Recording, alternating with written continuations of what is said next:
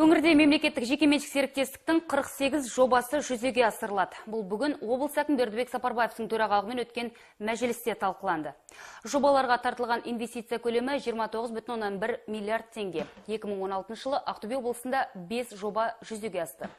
Соның ішінде психоневрологиялық ауруға шалдыққан балаларға арналған әлеуметтік қызмет көрсету орталығы және аналар мен балаларға арналған дағдарыс орталығы ашылды.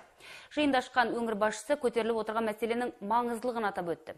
Әсіресе аудандарда туған жерге тағзым акциясының аясында ауылдан шыққан кәсіпкерлерді атсалысуға шақыруды тапсырды. Енді біраз объектілердің жұмысы басталды. Оны біз енді бақылап отырмыз. Негізгі міндетіміз олар дер кезінде аяқталу керек. Бірақ енді өкінішке орай кейбір аудандарда әлі де болса бірде-бір жоба жоқ, 5 ауданда.